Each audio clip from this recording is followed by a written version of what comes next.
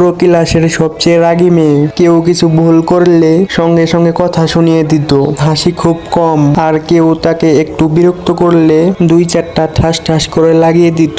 কিন্তু জাহিদের কাছে তানহার রাগই যেন সবচেয়ে মিষ্টি লাগতো। তানহার ওই চোখের রাগ, ঠোঁটকা পানি, সবকিছুই যেন জাহিদের মন কেড়ে নিত। একদিন ক্লাসে তানহার কলম পড়ে যায়। জাহিদ সেটা তুলে দিয়ে বলে, এই নাও তোমার কলম। তানহা রাগী চোখে তাকিয়ে বলল, আমি কি বলছি তোকে তুলতে?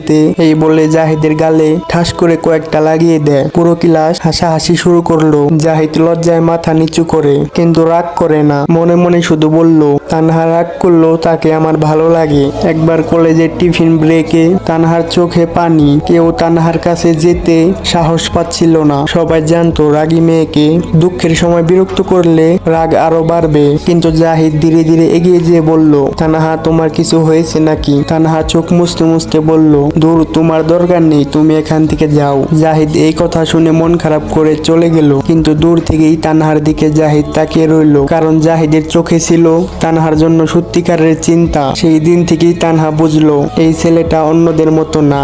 একদিন তানহা রাস্তা পার হওয়ার সময় হঠাৎ করে একটা বাইক তার দিকে আসে। তানহা ভয় পেয়ে থমকে যায়। ঠিক তখন জাহিদ দৌড়ে তাকে টেনে নেয়। তানহা কাঁদতে কাঁদতে জাহিদকে বলল, নোংরা ছেলে, আমাকে হাত দিও না। জাহিদ হেসে বলল, ঠিক আছে, হাত দিব না, শুধু চাই তুমি নিরাপদ থাকো।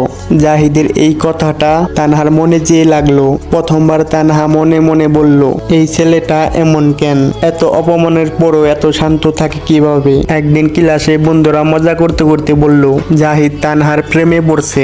জাহিদ বলল, হ্যাঁ, তানহাকে আমার ভালো লাগে। ওকে আমি প্রথম যেদিন দেখেছি সেই দিনই ভালোবেসে ফেলেছি, কিন্তু কোনোদিন বলতে পারিনি। হঠাৎ তানহা পিছন থেকে এই সব কথা শুনে ফেললো। সে রাগে